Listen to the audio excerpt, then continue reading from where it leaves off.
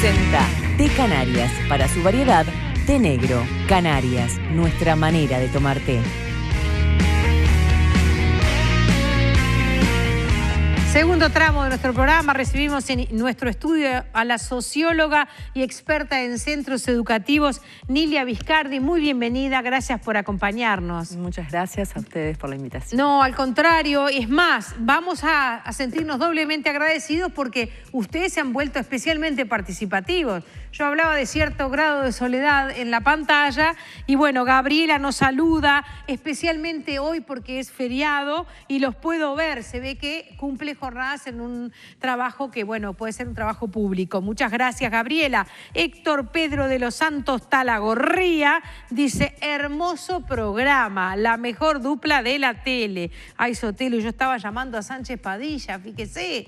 Y antes le digo que, bueno, presente como siempre, dice Beatriz Novo, desde Sauce Canelones, presente Claudia, somos 3 mirando, ya llegamos a los 8, dice María Jimena. Y con Renata, que dice que por primera vez se está mirando, dice fuerza, ya superamos. Ya está, arrasamos. Sí. ¿Será que se nubló, Sotelo? Debe ser eso, sí, la gente decidió entrar y ahora está mirando. Un saludo a todos los colegas locutores que hoy están festejando su día, sí. Así que, bueno, un gran abrazo para todos.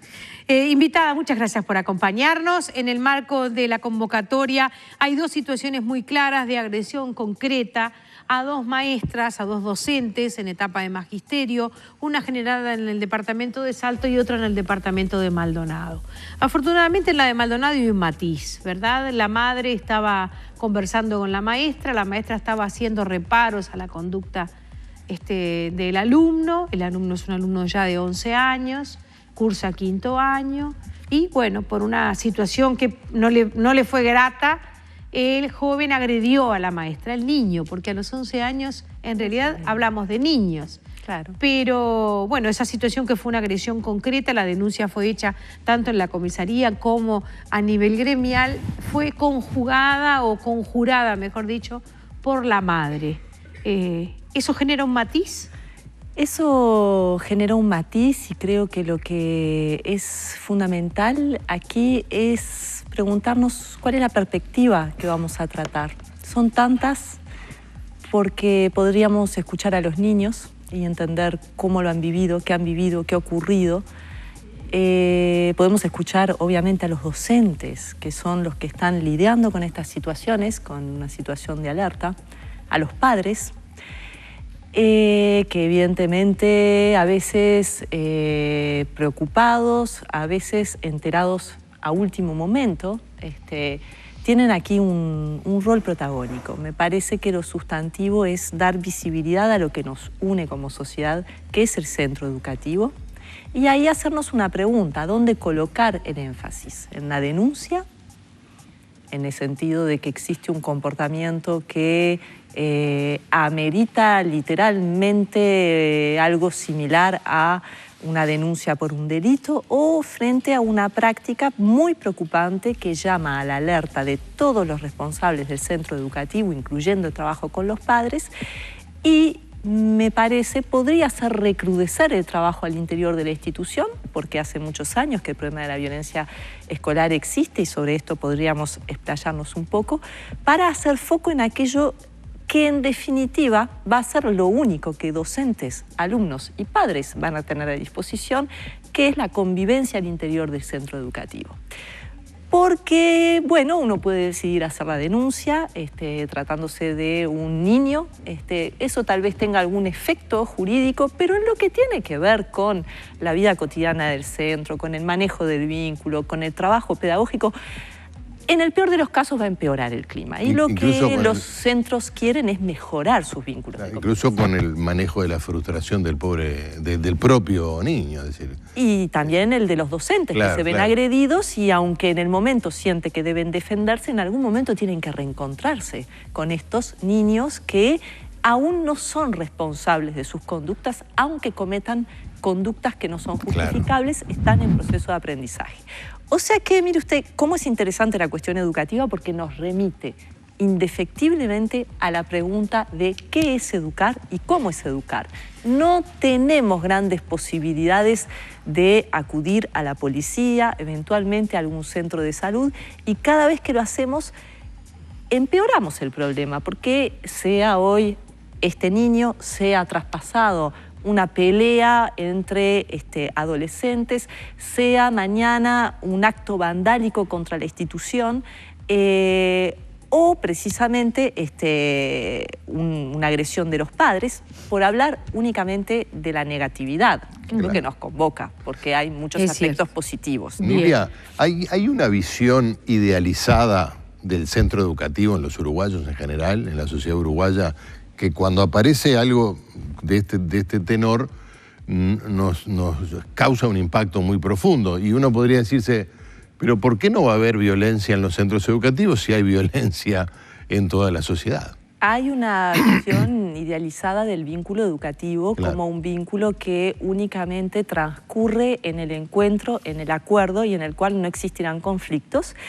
Y lo planteaba hace unos días nuestra matriz. Nuestra matriz cultural, nuestra matriz ideológica define que la conducta social, el vínculo con las normas, el aprendizaje de las normas, la transgresión, esto en primaria es relativo porque hay una tradición por la edad de los niños de ratificar la norma, pero que obedece a una función incumplida por parte de la sociedad, léase de los padres.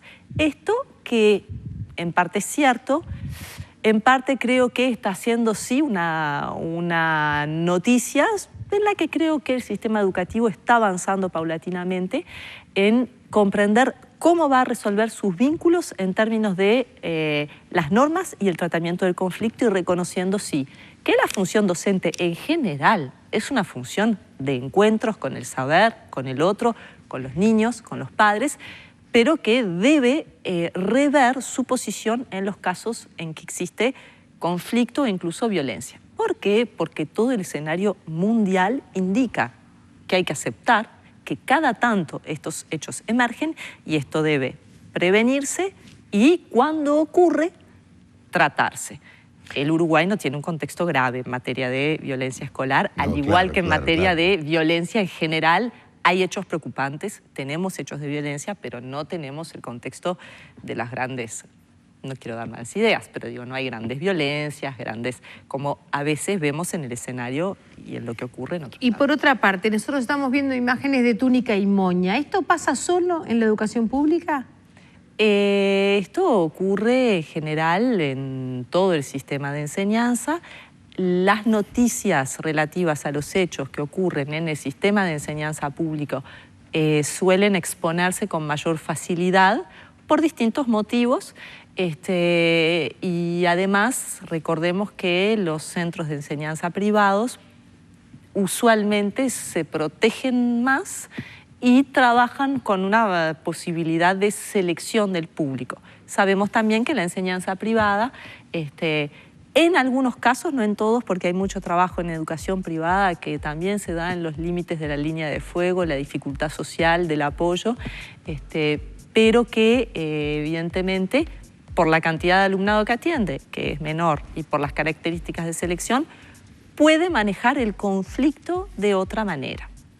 Sí, digo esto porque a veces corremos riesgos de estigmatizar, ¿verdad? Y hay que ver esas variables también. Hay que ver esas variables, y lo que no existen, ni creo que sea factible generar, son datos comparativos respecto de qué es lo que hacen las instituciones públicas y privadas cuando ocurre un hecho de violencia, cualquiera sea él.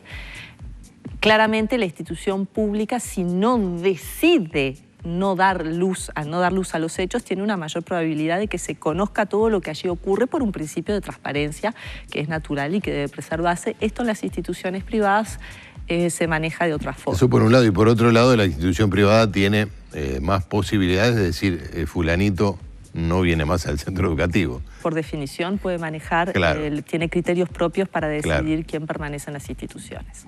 Hacemos una pausa y volvemos. Estamos en vivo. Gracias a ustedes por participar y hacerse presentes a través de los mensajes. Miren que era parte de una broma, pero gracias de cualquier manera.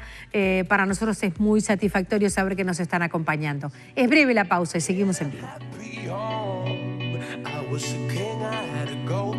Presentó Té Canarias, para su variedad té negro. Canarias, nuestra manera de tomar té.